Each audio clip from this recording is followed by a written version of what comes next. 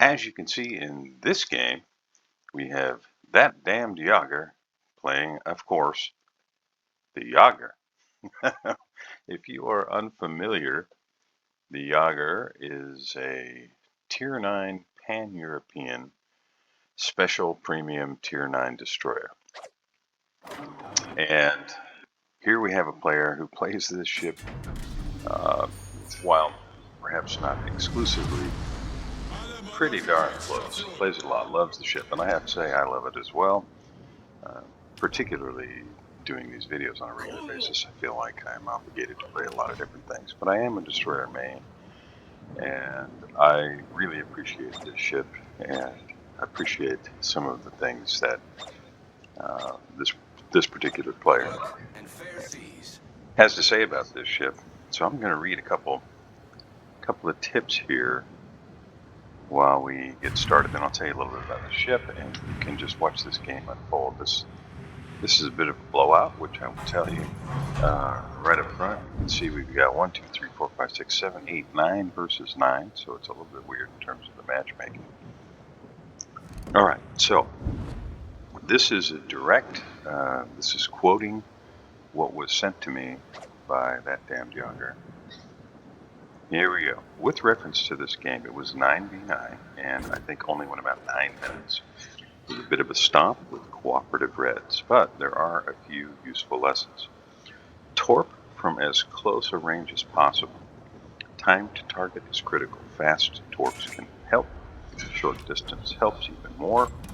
Jäger, Holland, Delarna, Oster can torp smash, but if you can get closer, get closer. And number 2, Jäger torpedoes are weak. Aim as well as you can, and pack them as tight as you can for the circumstance. I spread the first and second a little, but adjust the spread to maximize probability damage. Takahashi seems to be just pushing straight in, and it's really just a Takahashi versus Yoshino. As far as Takahashi knows, it's likely there's another destroyer out here, or the sub. And you can see our heroes beginning to turn, and so is the Takahashi. All right, now, number 3, use terrain, which you're going to see here. I love it when I see an enemy passing in front of an island and confines their movements. I always try to pin them against islands if I can. And then finally, I had a couple of cruisers giving really good support. Jäger is a lone hunter, but sometimes, especially when facing a superior DD, it is very useful to have your big brother right behind you. The Reds' attention is at least split. And my reply to that was, and I'll tell you here, those are some fantastic observations and pointers, and I think really could be applied to most destroyers. So there is devastating strike number 1 as he picks up first blood, landing 7 torpedoes on the Takahashi to completely eliminate that ship from the game. Okay, all right, so there we go. Now, I'm going to read from the World of Warships wiki here about the Jäger. In 1917, Austria-Hungary began working on a project to build a destroyer leader. A total of 8 leaders and 12 destroyers were planned for construction. Draft designs were submitted by Blumenbos and Gans Danubius. The Austro-Hungarian Marine Technical Committee developed several projects. One of them, presented in 1917, provided for the construction of a 2,000-ton torpedo boat, which was to be equipped with 6-inch main battery guns. However, with the end of World War I and the collapse of Austria-Hungary, the destroyers were never built. Jäger was first released for sale on 7 July 2023. And that damn Jäger has gotten himself detected here. And is that Piemonte? Is that how we would pronounce that? He turned to show as much broadside as possible, and there is lap number 2. That's another devastating strike. And here we are, 4 minutes, 15 seconds in, and that damn Jäger has landed 15 torpedoes for 2 devastating strikes. It is a thing of beauty to watch. Now, you may not be someone who appreciates destroyers, but I can tell you, what he's doing right now is not easy.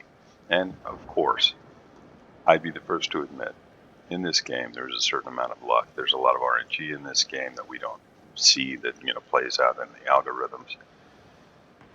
But there's also a lot of just blind random chance. What is the opposing player going to do? Are they going to continue sailing in a straight line, turn?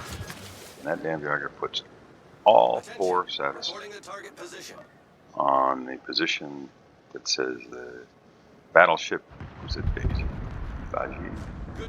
Is going to continue in a straight line, and it really looks like he's going to, as Annapolis takes out the Estegutland on the other side of the map. And you can see that damn Jäger. He's just really maximizing the enjoyment as he watches the torpedoes speed on their way. And Mega Shark, you are in big trouble, buddy.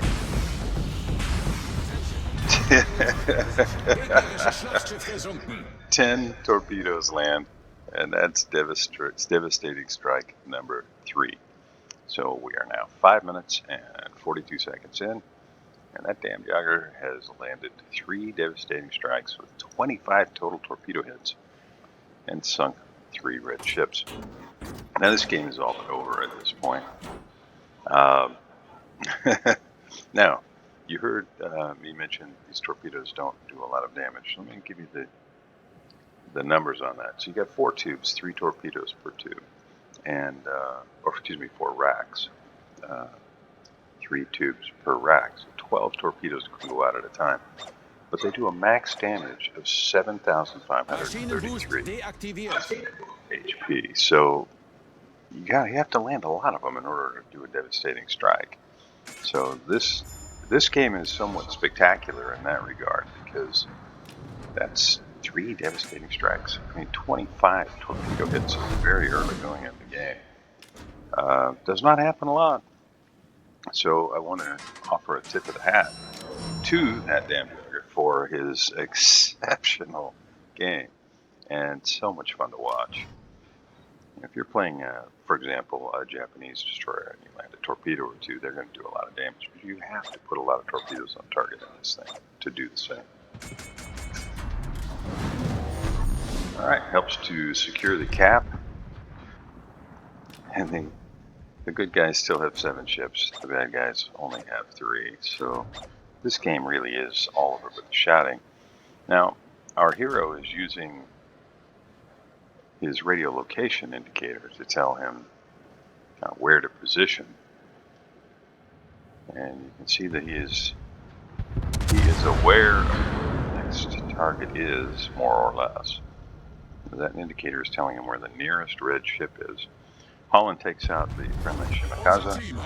In Iowa, his team takes out the red Ibuki, and now there are only Holland and the Vampire left on the red team, and we're just shy of 8 minutes into the game.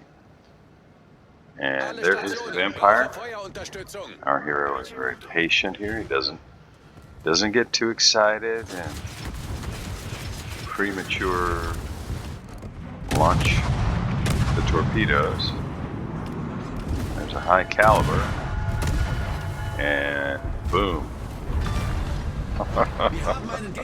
Alright, so now what happened there, I want to say, starting with the guns, firing the guns like that,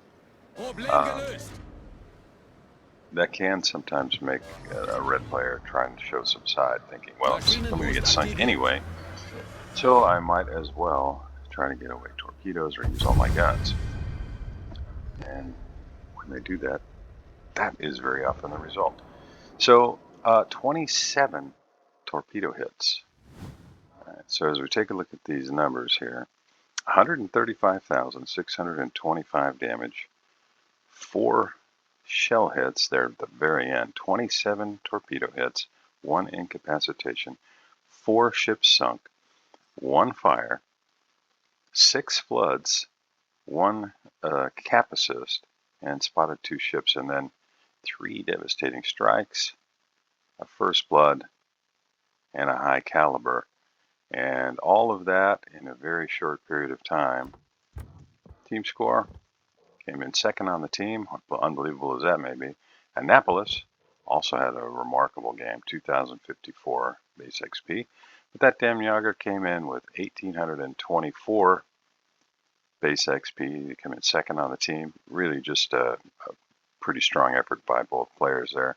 A tip of the hat also to the Holland player on the red team, who got nearly 1,000 HP, so obviously was contributing a great deal for his team. Now take a look at the detailed report. Okay, Beiji, 48,681 damage, all of it torpedo and or flood related. Piemonte, 44,067 damage and torpedoes. Takahashi, first ship to get sunk, 7 torpedoes for 33,000 damage and a little bit of flooding, and down went the Takahashi, and at the end the Vampire 2 landed a couple of torpedoes and a few shells. Alright, total main battery damage, well, paltry, but still it didn't matter because the torpedoes racked up 132,190 HP damage on 48 torpedo launches. A little bit of fire damage, a little bit of flood damage, a little spotting, a little potential, but you know the story here is these 4 ships all got blapped with one big torpedo volley. Take a look at the credits and XP. Pretty darn decent. I'm guessing that damn Jäger was probably using some nice bonus packs. Well, that's really about all we have for today. Truly fun game to watch. I hope you enjoyed this as much as me. If you did, I hope you will like and subscribe. Maybe tell a friend. And I'll see you next time.